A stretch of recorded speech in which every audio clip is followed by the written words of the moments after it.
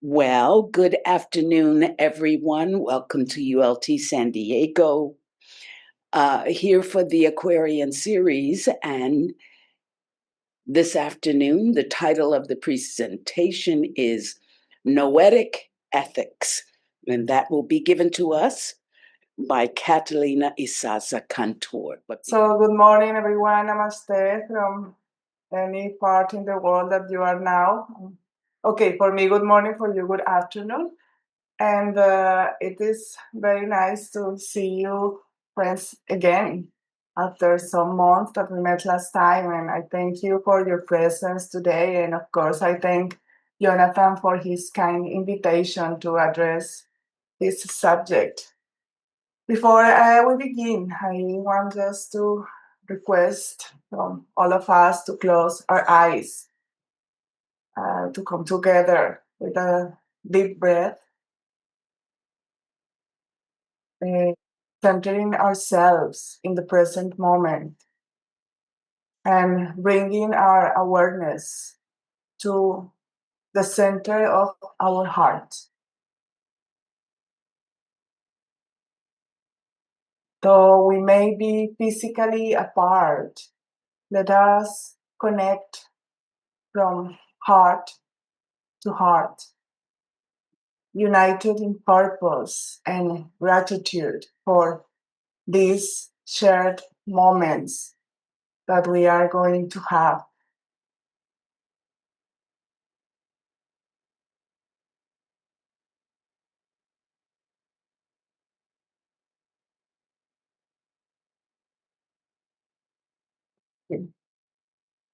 Let's take a little journey together into Noetic Ethics, or what I feel can be called the inner compass of conscious action.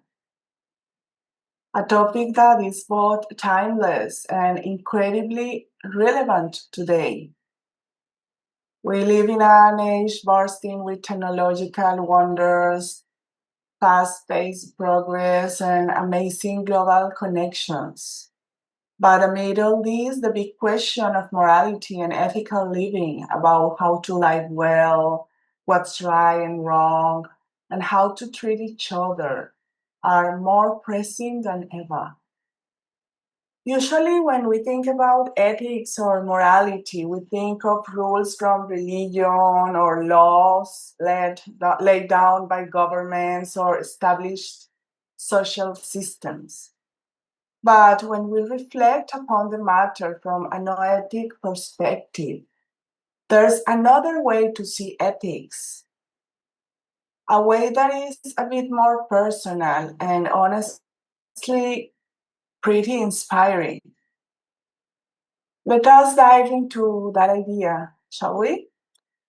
So let's begin with what's noetic. The word noetic comes from the word Greek noesis, which means a kind of direct knowing or inner insight. Think of it like this: instead of looking outside ourselves for moral rules, noetic ethics invite us to look within. It is all about tuning into our inner wisdom, our intuition, our spiritual awareness. It suggests that the most meaningful ethical choices don't come from fear or punishment or pressure to conform, but from an inner awakening, a moment when something just feels, could say, deeply true about how we should act towards others, ourselves, and the world around us. This sounds kind of empowering, right? But also like a lot of responsibility. Now let's see what's ethics. Ethics is a branch of philosophy that helps us understand what's right and wrong. It gives us a way to think about fairness, honesty, and how to live responsibly, both as individuals and as a part of a community. At its heart, ethics is about becoming better people and building a better world. In a nutshell, we could say that ethics is about making wise choices and understanding why they matter. And here is the important part: to really live ethically, we need more than just rules. We need vision, willpower, insight. In short, we need to deeply understand the human nature, the components of the same, and our place in the universe. There is an article, amazing article by Elena Blavatsky called Noetic Action, where she states striking action. She says occultism regards every atom as an independent unit. And this isn't just poetic, it is foundational. It suggests that consciousness pervades everything from the smallest atom to the human being, to the bigger possible thing that we can imagine. Within each of us, according to occult thought, there is an immortal essence, the divine man or nous, what we usually call the mind, manas, is just a reflection of this deeper spiritual source. Blavatsky then distinguishes between the higher and the lower mind or manas. You can see in the screen, we have like the way that she presents the septenary constitution of the human being and the universe, also in the key to theosophy. And she distinguishes between the higher and lower mind or manas. Here we have the mind. There is there should be a small line here in between. So the lower and the higher. And she calls the higher or human soul the noetic aspect, and the lower, she calls it the psychic aspect. So the noetic side, the higher, is aligned with universal truth and spiritual awareness. As you see, there is a personality or lower quaternary that changes with each successive incarnation.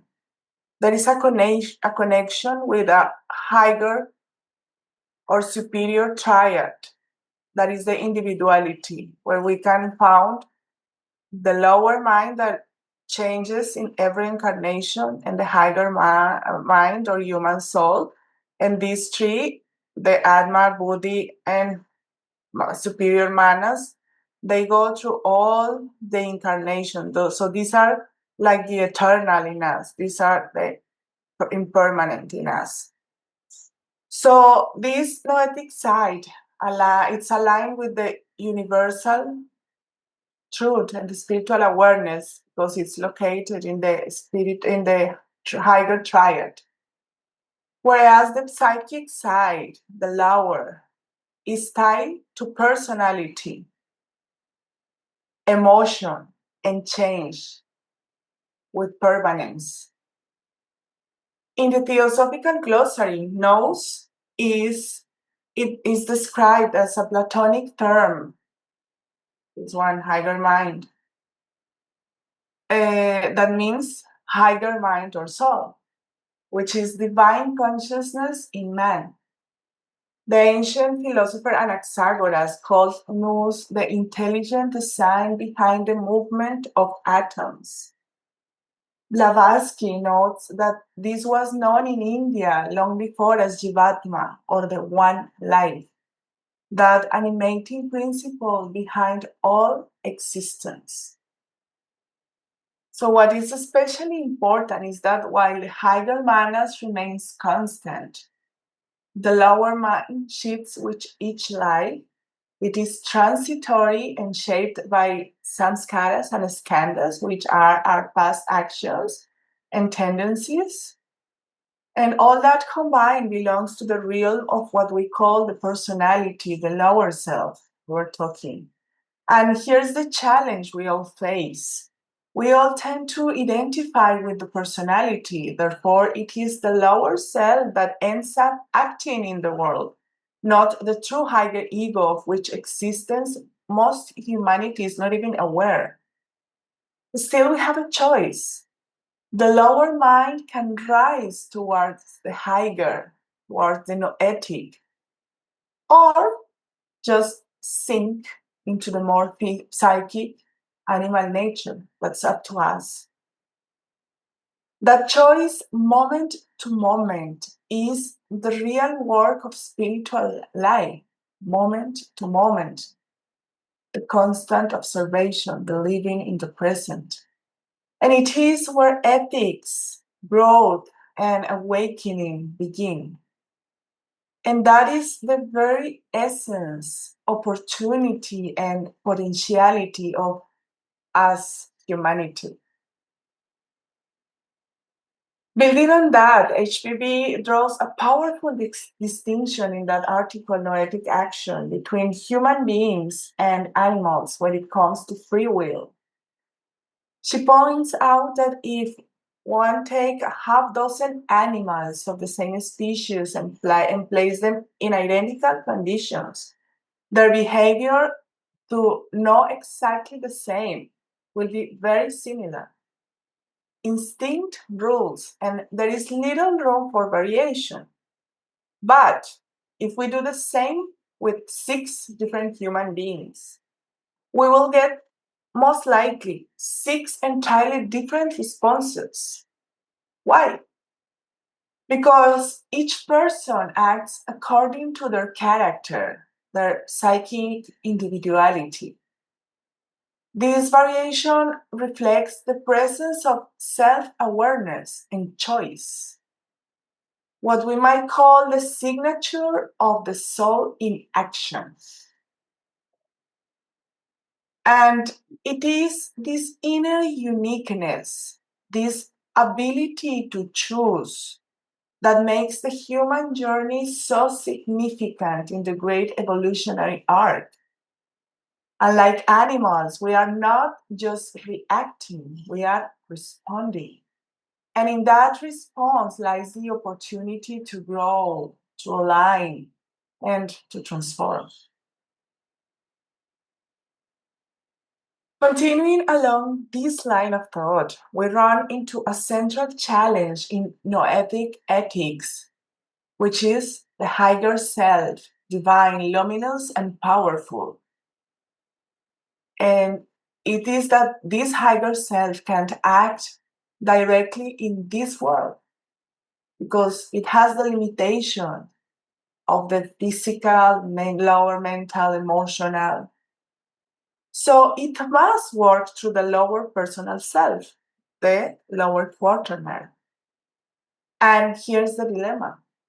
While the higher self retains memory and wisdom, often said to reside in the heart, in the center of the heart, its voice is subtle, easily drowned out by the noise of personality and desire.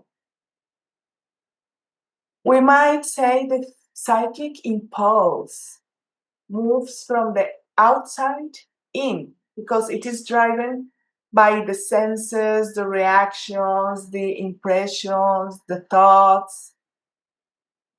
Whereas the noetic impulse, the impulse of the higher self, works from the inside out. And when we talk about inside out, we're really speaking of planes of being. The inside refers to the higher, the subtler realms. The outside is this material plane where things are dense and often confusing.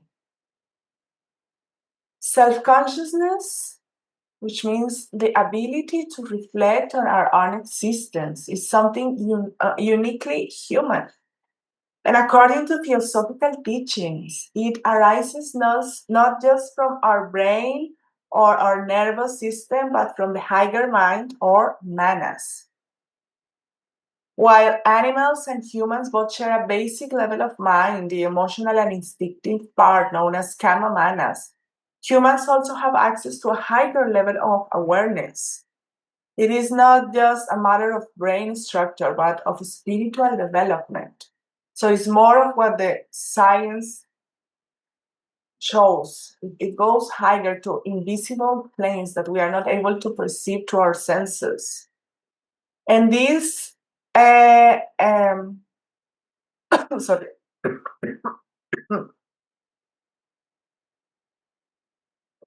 Sorry. So this higher manas is what becomes the guide of the highest faculties, and it's the organ of the free will in the physical human being. Just give me 1 second, I'll bring some water. And the great poet Milton will put it in this way. He says, I made mine just and right, sufficient to have stood, how free to fall. Such I created all the eternal powers and spirits, both them who stood and them who failed. Truly, the stood who stood and fell who fell. So, to really understand human nature, we need to recognize this duality between the noetic and the psychic. Without it, we can't explain how the same human species can produce both a saint or a serial killer. Until science opens up to this inner spirit, the psychic and the noetic, the personal and the impersonal, it will keep cycling the mystery without ever quite solving it. We use the word manas instead of the green nose for a reason. So most probably we are referring to as manas, and Blavatsky also clarifies this in her article. Because nose has been tossed around in philosophy without much clarity. It's a term that has been very, very tossed to the time. While Manas comes from a tradition that understands its spiritual depth. That's the reason why we use Manas. Regarding this duality between the psychic and the noetic, there is a beautiful example from the Mundaka Upanishad. It goes like two golden birds perched on the same tree, the eagle with a small e and the self with capital S, dwell in the same body. One eats the sweet and bitter fruits of life, the sweet and bitter fruits of life. The other watches in serene detachment.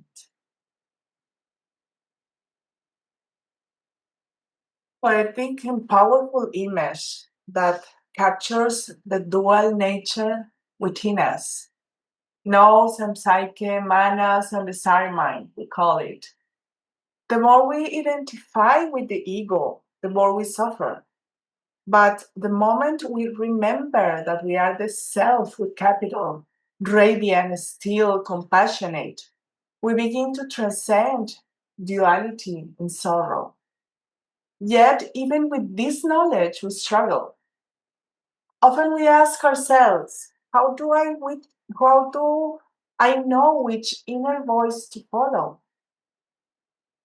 Some voices feel like conscious, but are actually tied to skandhas.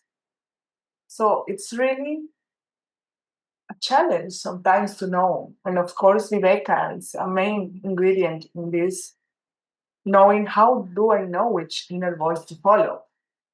Because they can be echoes of all habits and personal desires as well. Interestingly, HPV tells us that every human organ and cell has its own keyboard, not of musical notes, but of sensations. Each key holds the potential for harmony or discord. So, what guides us? A double-faced inner nature?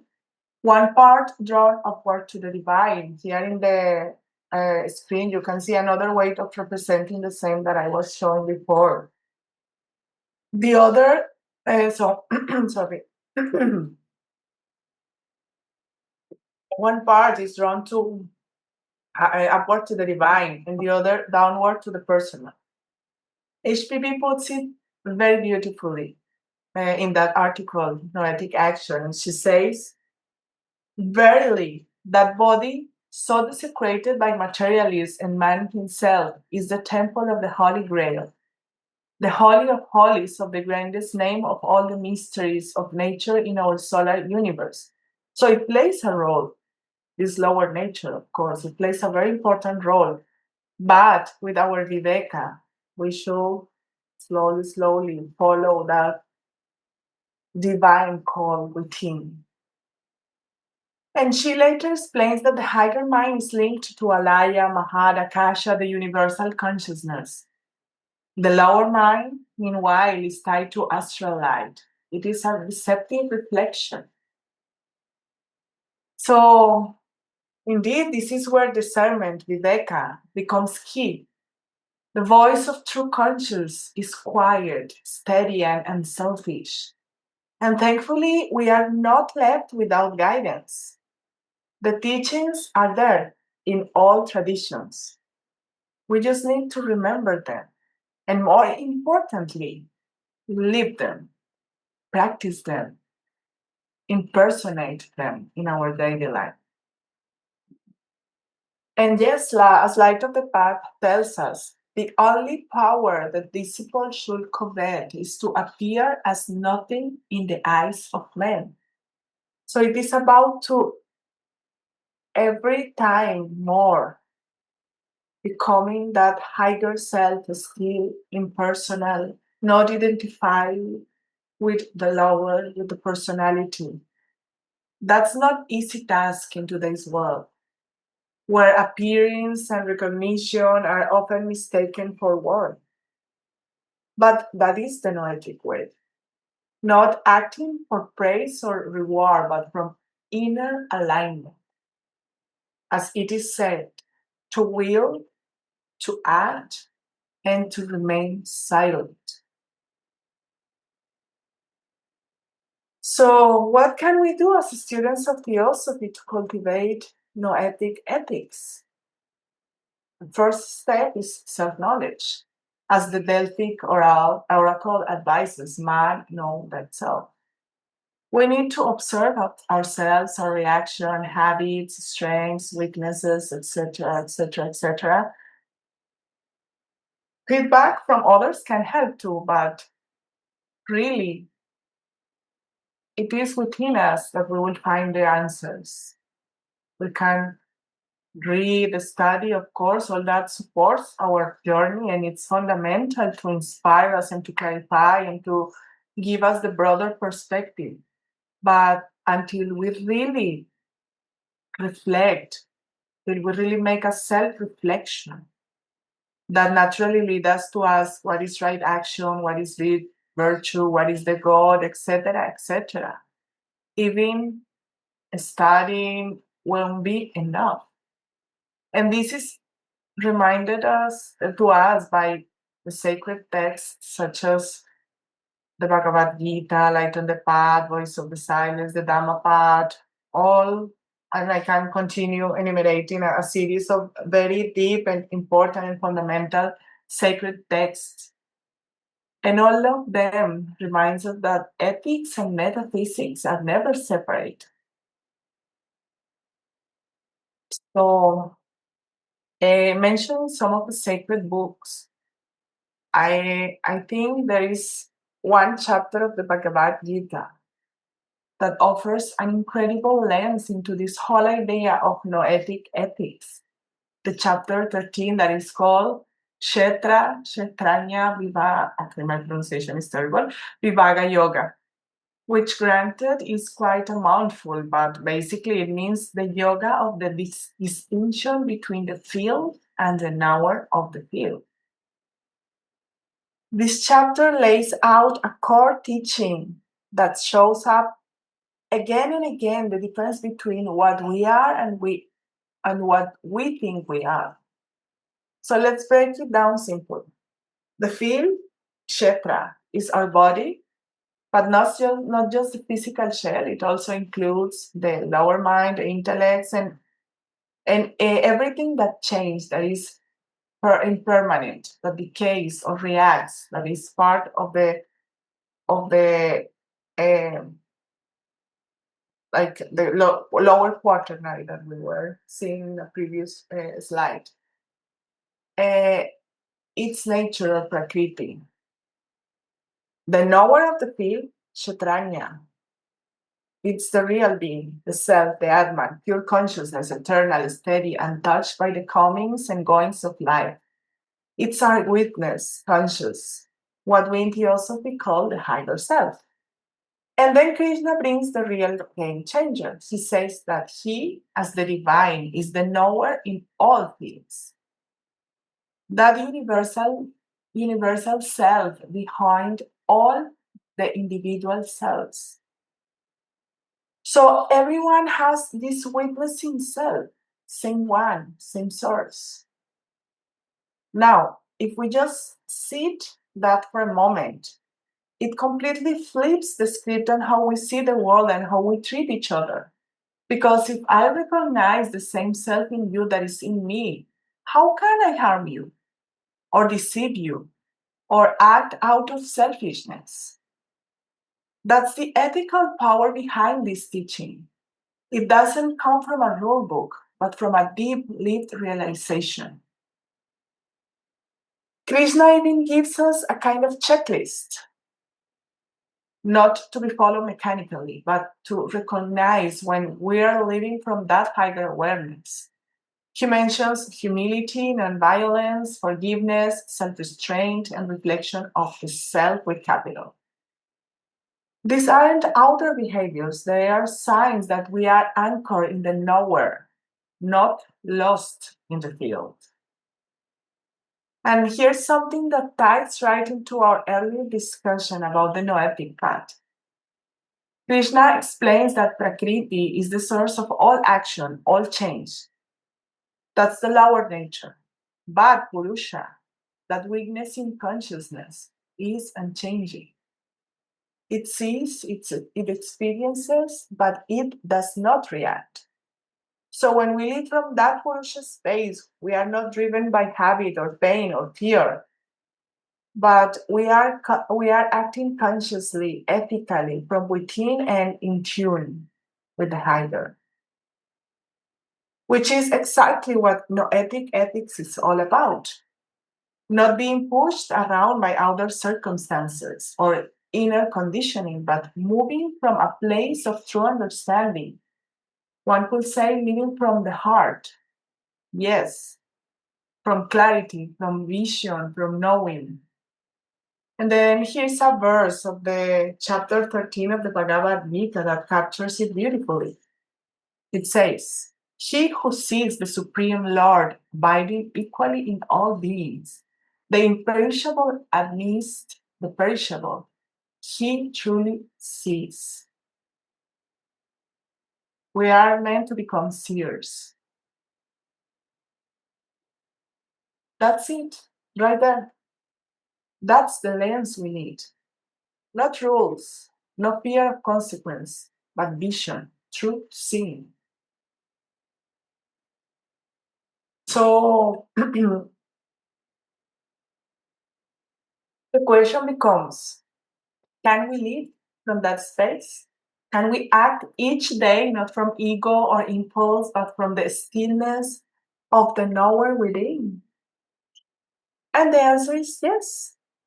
But like all the practices, it starts with awareness, and it is sustained by remembering constantly, gently, just like the voice of the silence or light of the path or many other inspiring texts reminds us.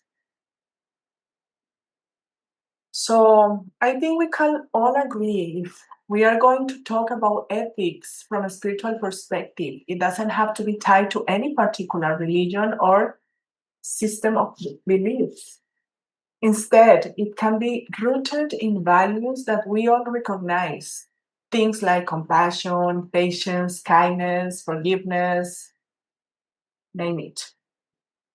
These aren't just nice ideas, they are essential tools for living a meaningful and fulfilling life. This way of thinking suggests ethics should be secular, inclusive, and grounded in shared human experience. And if we really understand now, we really understand how connected we all are, then caring for others becomes part of caring for ourselves and vice versa. Interestingly, some theosophies have tried to build ethics on basic insights into the nature of life and the universe, or what we could call ordering principles such as unity and oneness, the relationship between conscious and matter, a lawful ordered universe, harmony, and the sevenfold principle or sevenfold nature, cycles, which means everything moves in patterns, purpose behind life, the potential for spiritual growth or evolution. And from this foundation, a whole ethical system emerges. At its heart, noetic ethics is about inner transformation. Let's take a moment to zoom out and look at the bigger picture. At the heart of theosophical worldview is a simple but profound idea. Behind everything we see, the diversity of people, nature, the cosmos, there is one single reality, not just a philosophical concept, but a deep truth that underlies all of existence. HPB put it in this way in the first of her three fundamental propositions of the secret doctrines, when she says, there is an omnipresent, eternal, boundless, and immutable principle on which all speculation is impossible since it transcends the power of human conception and could only be dwarfed by any human expression of similitude. She called it beingness, not even being, because it goes beyond our usual ideas of existence. This unity doesn't mean everything is the same. Think of it more like an integrated whole, a kind of cosmic holism. This idea also shows up in other traditions. For example, in the East, it's mirrored in the yin yang of Chinese philosophy, two poles of the same underlying reality, consciousness of matter, life, and form that form this unity. Every form has life, and every bit of matter holds some degree of consciousness. Another thing we notice in the universe is order, a kind of intelligent structure. It's not chaos out there. Plato hinted at this when he said God geometrizes. And HPB added that natures work from within outwards. And we were speaking about that. Everything unfolds with purpose. According to theosophy, this order plays out across seven levels of play or planes of natures that we were also checking before, from the densest to the most subtle, and everything is connected. So what happens on one level affects the other in harmony or disharmony. Nature also moves in cycles, day, night, life, rest, breath in, breath out. Ancient Hindu philosophy talked about this with the terms srishti or manifestation and pralaya or withdrawal. It's a part of a rhythmic dance of creation and renewal, and here is something fascinating. While modern biology often sees evolution as driven by random chance and competition, theosophy suggests otherwise. It sees purpose behind evolution. There is a divine plan, a guided unfolding of potential driven by more evolved beings, like the the nature speeds and all these hierarchies of beings that we cannot see, but they are there guiding the universe within. Evolution in this way, in this view, is going somewhere, is teleological, is a movement toward spiritual perfection. And what does this all mean for ethics? Well, if we truly understand that we all come from the same source, that we are united at the deepest level, then brotherhood becomes a natural ethical foundation. And not just brotherhood between humans, but also with animals, plants, and all forms of life. And that's why brotherhood is the first object to the Theosophical Society. Not just an ideal, but a fact of nature that we strive to live to live up to, a deeply ethical concept. But sadly, when we forget this, when we act selfishly, or with prejudice, the consequence come back to us. And that's what the law of karma is about, cause and effect in moral action. Noetic ethics then asks us to be guided not just by external rule, but by that inner wisdom that we were talking about. From the noetic perspective, ethics shows itself to be not abstract at all, but deeply practical. It is about how we live philosophy day to day, how we live these ancient teachings. And that's why this matters so much. And on those lines, the idea of the connection between consciousness and matter is key. Our thoughts and feelings don't stay inside us, they ripple out and subtly affect others. Whether it is anxiety or kindness, anything, what we think and feel can lift others up or bring them down, even without words, because the power of thought is immense. That's why practices like meditation matter, not just to feel calm, relaxed, etc., but mainly to help us send out clear energy, to help us center in order to be able to send out clear and kind energy. Then meditation with this purpose, not a selfish purpose of calm myself or whatever it is, but with a higher purpose, becomes a form of service. When we also have this knowledge and awareness of the power of thought, a quiet but powerful way to do good in the world becomes the meditation.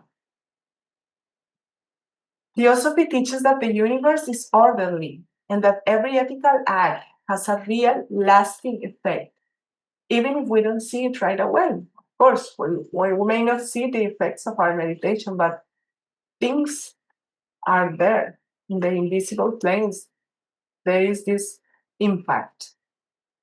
So, this is like a reminder to always be aware of our thoughts, of our feelings, of ourselves, because everything is affecting our surroundings. And also, when we consider reincarnation, it deepens the picture. If we return again and again, evolving each time, then how we live now really matters. Our actions, our thoughts shape not just this life, but future ones too. So, by choosing beautiful thoughts, noble feelings, and kind actions, we are not just helping others, we are becoming who we are truly meant to be, moment after moment, life after life. In the end, noetic ethics are about aligning with who we truly are and who we truly uh, tune and how the universe truly works.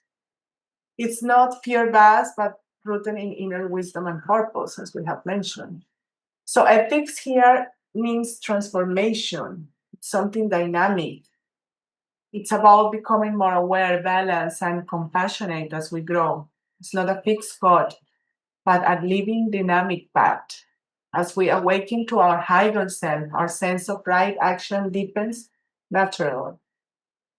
Ultimately, this is what we are being invited into, a life guided not by reaction, but by resonance, not by noise, but by the quiet certainty of the heart. And we access this deeper guidance not by overthinking, but by developing spiritual perception through intuition, meditation, self-inquiry. Ethical understanding becomes something that we acquire. Sorry, it's not something that we acquire. It's something that we uncover because it is already present within the soul, waiting to be realized. Again, from within out.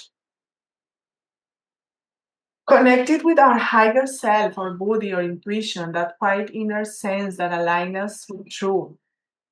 This intuition begins to act in harmony with a greater intelligence, what some might call the universal will. And I come back to this image.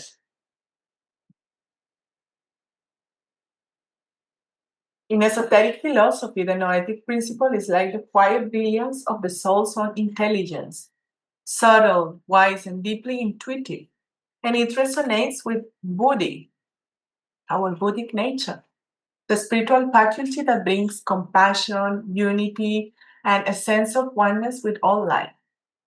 When our higher mind, manas, is uplifted by Buddhist spiritual light, the potentiality awakens in full, allowing us to experience wisdom beyond words. It's like the noetic is the inner eye that sees the light of truth carried by Buddhi. In this union, thought becomes sacred, and the heart and mind work together to guide us not just toward knowledge, but toward meaning, presence, love. The noetic principle is kind of a bridge between the higher manas and the spiritual intuition of Buddhi. Ultimately, noetic ethics begins in the heart, this powerful center of the heart, not as a theory, but as a lived experience. It is how we embody love, discern truth, and become active agents of spiritual evolution. To live from the heart is to access a deeper dimension of ourselves beyond emotions and intellect, where spiritual consciousness and unconditional love reside.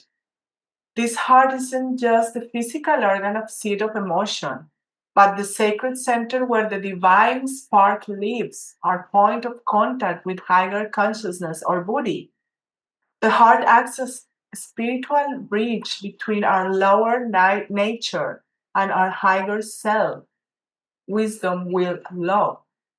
When we shift awareness from the brain to the heart, we awaken intuition, reverse the dominance of desire tainted thoughts, and begin to see with the eyes of the soul.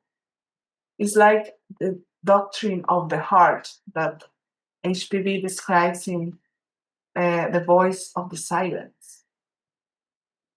Theosophical teachings and mystic life and mystics like HPV, Krishnamurti, Ramana Maharshi, and name them, emphasize that the heart is not sentimental but intelligent. Its wisdom is what aligns us with truth and universal order. And modern science even supports this, showing the heart's electromagnetic field and its role in emotional and energetic coherence. So the path is not easy. It requires purity, courage, humility, and constant practice. As puts it, the road is steep and thorny, but it leads straight to the heart of the universe and the heart within. So bringing everything together, for concluding, Noetic Ethics offers a fresh and deeply inspiring way to think about what it means to live ethically. We are one. Ethics in this view is less about what we should do and more about who we are becoming. And this has very real practical implications. Noetic ethics encourages us to educate not just the mind, but also the heart and its spirit. And as a teacher, I cannot help it but imagine schools that treat emotional intelligence and ethical reflection with the same importance as math and science, nurturing students who aren't just knowledgeable but wise, empathic, and morally aware. In leadership, for instance, this approach calls for integrity and self awareness as the foundation of real change.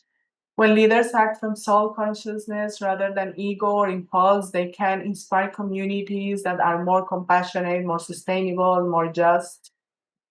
So, in a world that often feels fractured, whether through ecological damage, social injustice, or personal disconnection, Noetic Ethics points to a hopeful path.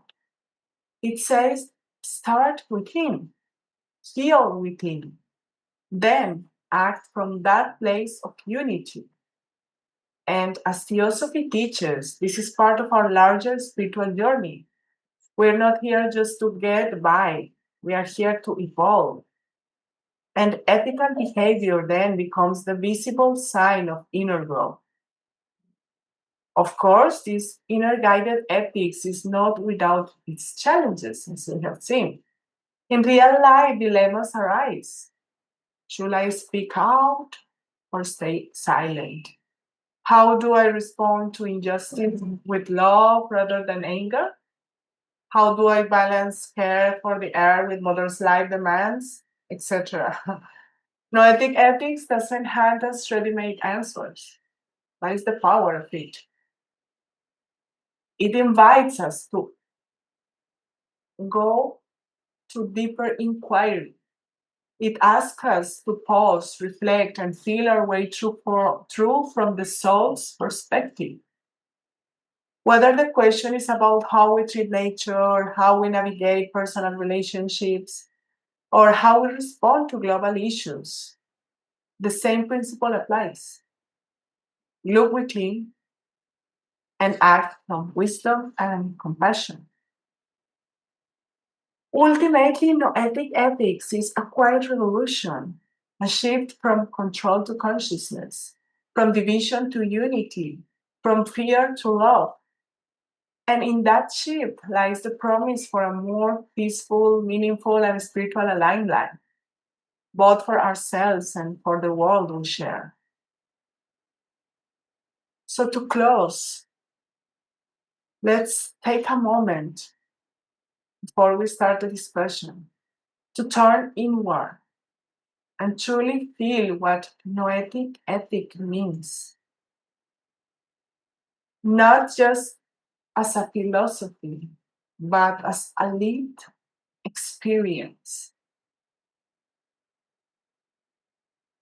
The heart of noetic ethics, as we said, not a list of rules, but a path of inner listening, of inner tuning. When we live from that quiet wisdom, our actions, our emotions, our thoughts, our life, and ourselves become more aligned, our presence more peaceful, and our lives more whole. Thank you. Thank you very much, Catalina. That was so beautiful and helpful for our work and our study in this process of moving from beingness through becoming to being in ever widening circles. So thank you again so much. Um, and it's the first time we've met, I believe, as well. So I'm from Canada, so it's lovely to be in a meeting with you. So we'll open up now for any questions or comments or insights into the talk that we've had thus far.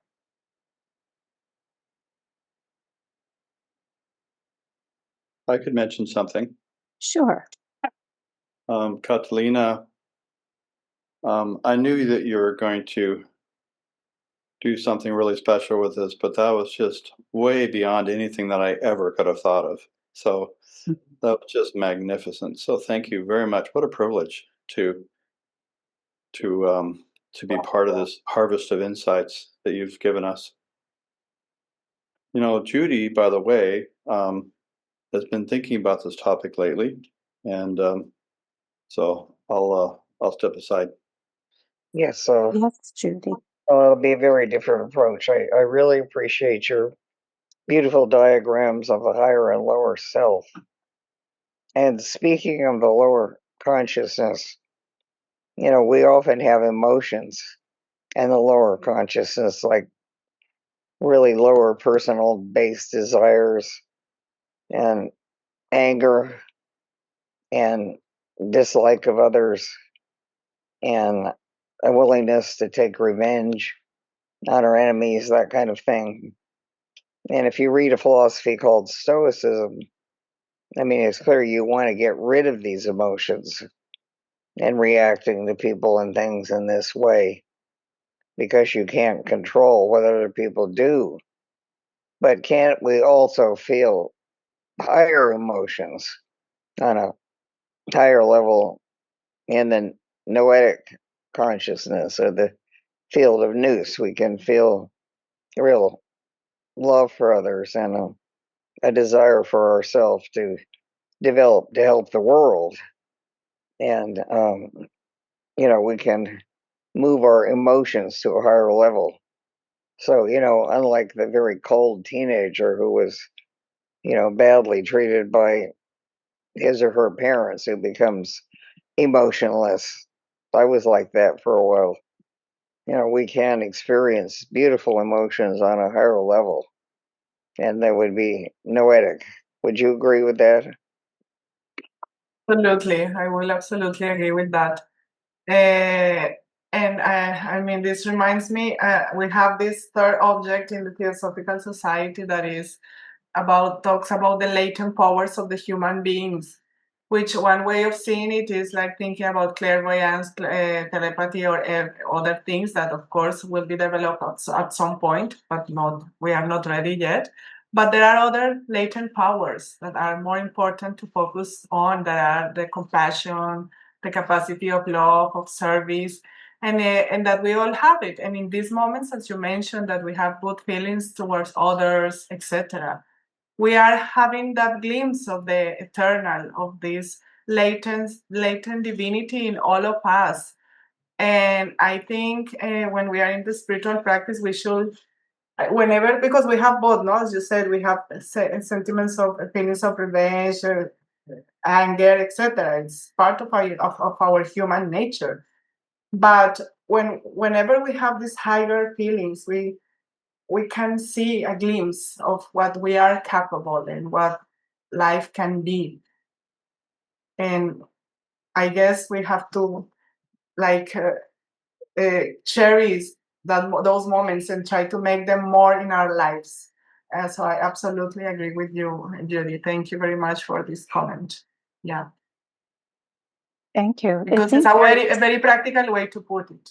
Yeah, it seems to be very important that here we are as humanity standing between the animal and the divine, you know, and the lower nature is the friend and the enemy of us, you know, and so maybe we could look at that idea of how it is our friend and our enemy at the same time, and maybe even looking at the importance of failure, the importance of being overwhelmed by the lower on this journey, and what being overwhelmed by the lower nature means for the evolution of the higher.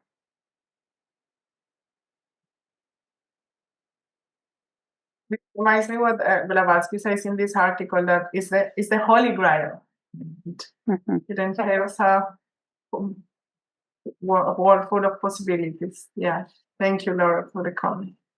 Yes. Well, we're checked by our karma. We may think that we're calm. We may think that we have found that stillness, but soon we get bombarded by the senses, by as what Judy indicated, all the difficulties. But it brings to mind that there's no point in being courageous if there's nothing to be courageous about.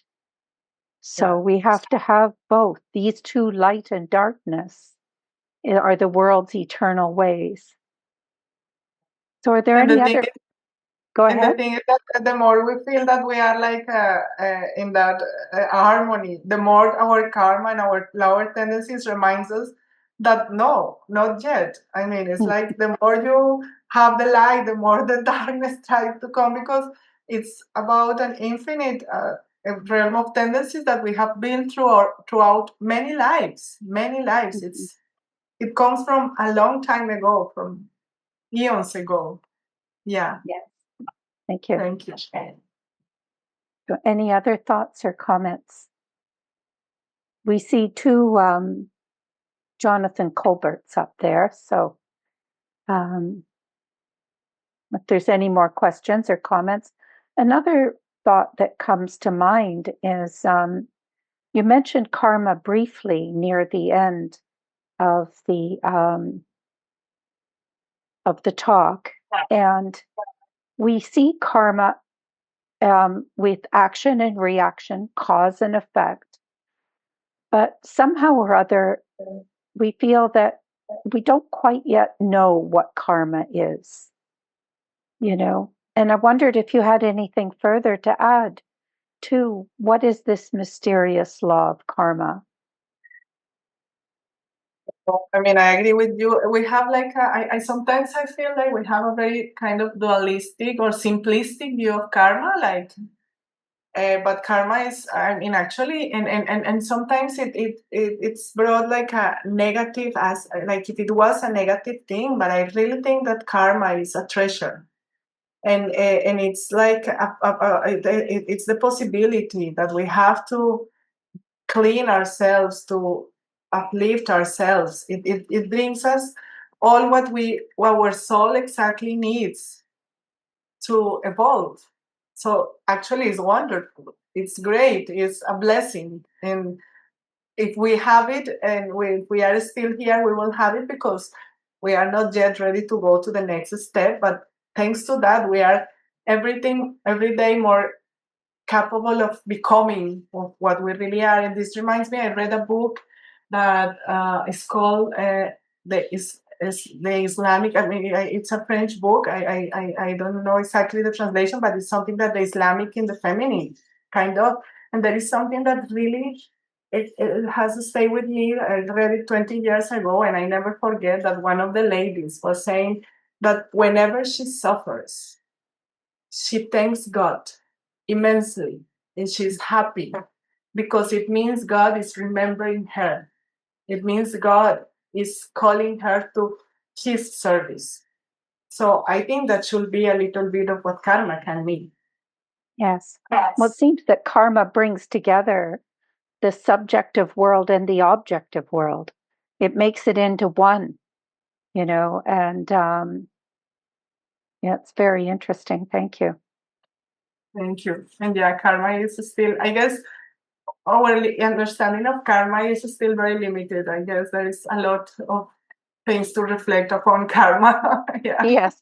Well, every once in a while I look at my action and I think, you still don't know what karma is, or even allowing a certain thought to fly out from the mind indicates that we still don't know truly, truly what karma is.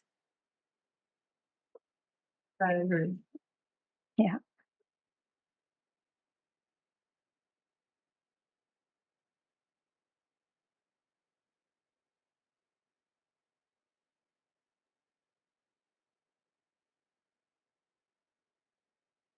It's interesting you mentioned the field and the knower of the field. We've got two hands now. Good. A moment of silence always brings forth the questions and comments. Okay, Harris. Hi everyone. No comments, Catalina. I just wanted to say it was such an incredible talk and such a wonderful presentation. So happy to be here. Thank you very much, Catalina. Thank you, Harris. And Kim. Hi. Yeah, I guess you are muted. Yeah. There we go. How's that? Can you hear me now? Yes. Yes. Yes. Yes. Thank you, Catalina, for that wonderful partly review, but also kind of helped me with a deepening understanding of some of these concepts. And I was wondering about one thing. Several times throughout the presentation, you mentioned the word choice as if it's something that we can make a decision about. And I'm wondering, is there a distinction in your mind between the choice of the maybe the instinctual choice, like at the animal level of choice, and then our higher monastic level of choice? And then what might we do as to build that skill to enhance our ability to make choices that are more in alignment with our higher self? That's a good point that you bring, yeah, because I think that the way I see it, when the instinct is what we share with the animal. I guess that was from some of the points that the point that Blavatsky wanted to bring when she made the difference between the animal and the human, that we share some level, a lot of aspects and tendencies, which are more linked to the instinct. So and that's why sometimes when we let ourselves just be led by impulses, we said we are acting by instinct or our animal nature. It's a way that it's put in the literature, etc. When we talk about this choice, that actually I will say, yes, it is a choice, but it's the call of our higher nature. That is the choice. It's like thinking or acting, focusing on the higher. That is what differentiates us from animals. And this is the free will. But we can even ask ourselves, is that a choice, a real choice in the way? I guess it's a little bit like we were talking about karma. It's really our choice, or it's like, or it's just following our. I will say we are following our higher nature, and it slowly becomes like a natural path. So I don't know if I can express it properly myself, but because it's even difficult to express it. But it's like what Judith was also saying. We have these two options, but whenever we act from a good place, there is something in us that there is a nice feeling between us that means that we are acting from the higher self, from the most evolved part of ourselves. So the choice will be, let that act. Maybe it's not a real choice as the way we envision choice, but it's just let the higher nature to act in us. This reminds me a little bit the mystics, like Saint John of the Cross. He had like this expression that you surrender to the higher and let the higher act in you naturally. That should be the ultimate goal of this ethical behavior. But I don't know if I could express it. Actually, it's a very good point that you bring. It's a point to reflect upon about this choice. And yeah, it's like a movement from personal will to divine will. Yeah. Or those, and the one beautiful saying is to act for and as the self of all.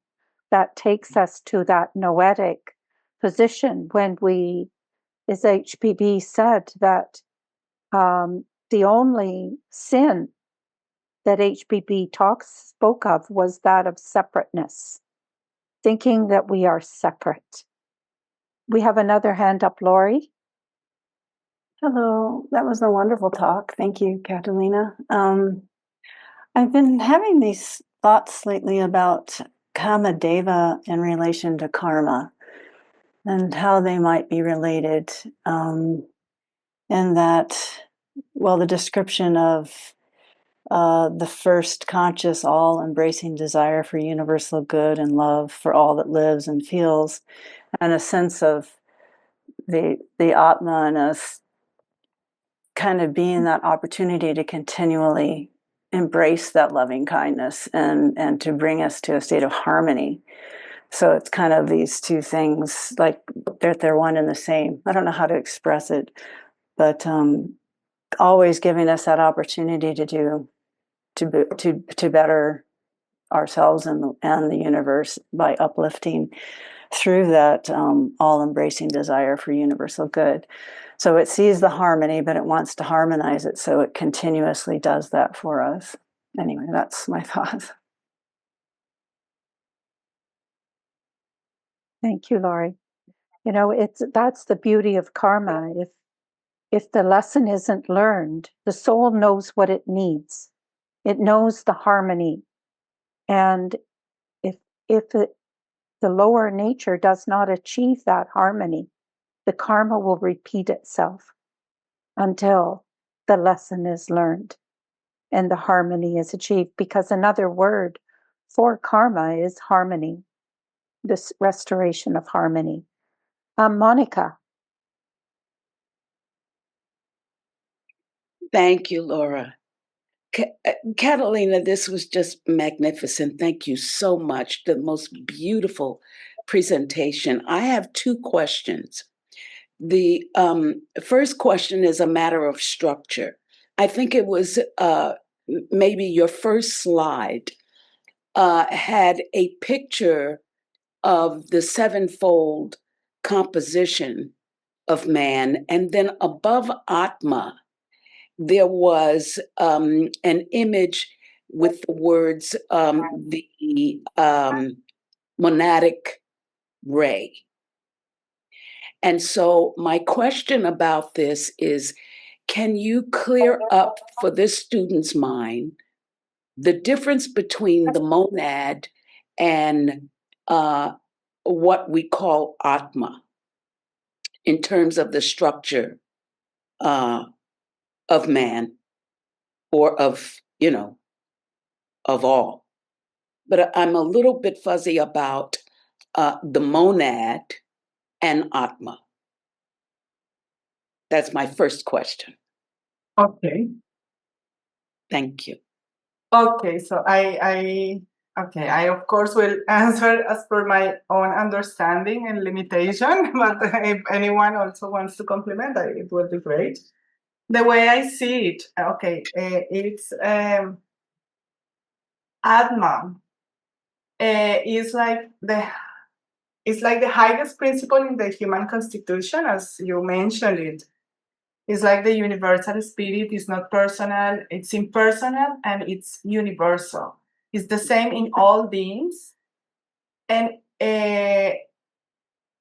it becomes individualized only when united with buddhi and manas as the monad. So the monad will be this like individualized divine self, made of Atma, Buddhi, and Manas. That's the way I understand it. I hope it's clear. That's great. Thank you. It just took a little of that to clear it up. But now my next question is,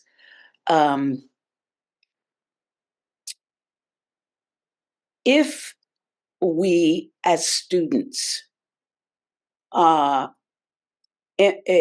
engage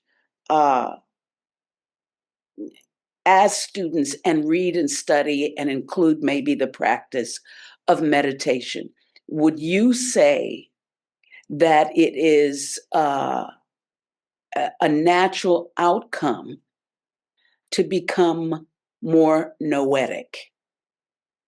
In other words, does that quality, or that, I guess it is the effect of the cause of having built up the Antaskarana, is that something that is we can consider in some inspirational way a natural outcome of our effort? Okay, I will say, so meditation is foundational, it's essential in order to live a noetic life, a noetic ethically life. Usually will require more than just meditation. In Theosophy, for instance, we talk about the theosophical tripod, that is meditation, study, and service. And I guess the three of them complement each other very good, because they nourish each other in some way. Just the meditation can become empty, or can become also like how to say, like maybe even a fanatic as a thing if we are not careful. But the study gives us some ground also to know in what direction to meditate, to find the best way for us to meditate, because also there are different techniques, etc., of meditation. We won't go through that, but the study, not only the study of the literature, which is essential to understand all. If we don't go to the literature, we won't go to all these concepts that we have been discussing, that is essential to understand that in order to awaken our intuition. Actually, HPB said that the reading of the secret doctrine is meant to trigger the intuitive part of us. So a study of literature is fundamental. Then there is the study of oneself that is fundamental also, in which meditation can help a lot. But then there is the practical point of all this that we can give through service, because there is no point of being so studied or see the stimulation if we don't practice and share it and really use it to make an impact. So meditation is foundational, but it's not sufficient alone, in my opinion. But it's a very important practice, because it's like the moment there are like 6 cycles. No? It's like in music. We have the sound, we have the silence. The silence is fundamental for the music, and these meditation are the moments of silence that our being needs in order to kind of process, integrate, and make this inner travel of all what we have studied, etc. I will say that.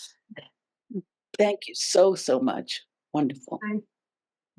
Well, even as a teacher and applying, as you probably do so well in teaching, it's that through meditation and devotion to the self, you move beyond the sea of effects onto the plane of causes.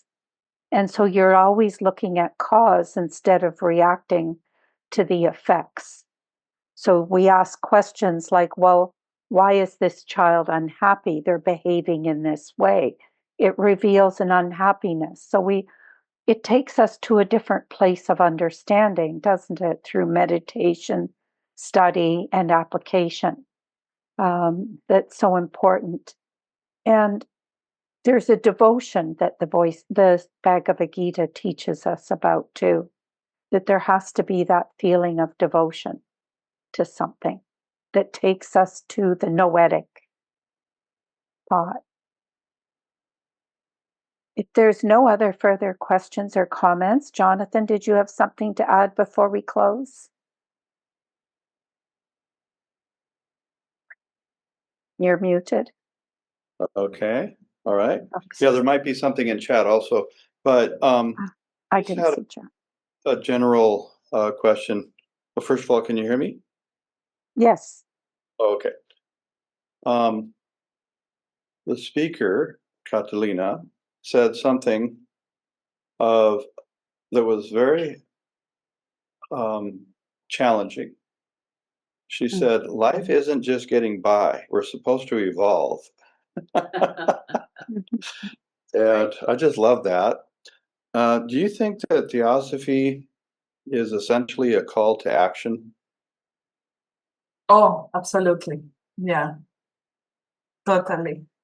It's a call to action, and ethic can only be implemented through action. Otherwise, there won't be a possibility there to, yeah, I totally agree. That's what ultimately is the aim of all this, to go and do and experience. Yeah. Well, even the voice of the silence says that nature will abhors anyone who refuses to act. She even prefers someone who makes a mistake to someone who does not act. Yeah. So, well, thank you very much. And thank you everyone for joining in today and carrying these thoughts out into our daily conditions and making them a living power in our life. So thank you, everyone. Thank you, Laura. Thank you, Catalina. Thank you. Thank you, Next week, everyone. Thank you, Next week, Catalina. Have a nice day. next week we have karma and choice. So, karma and choice. Yeah. Thank you. Namaste. Namaste. Day, everyone. Oh, good night. Sorry for you. Yes. Good day, Catalina. Have a nice day, Great Catalina. day. Have a lovely day. Thank you very much.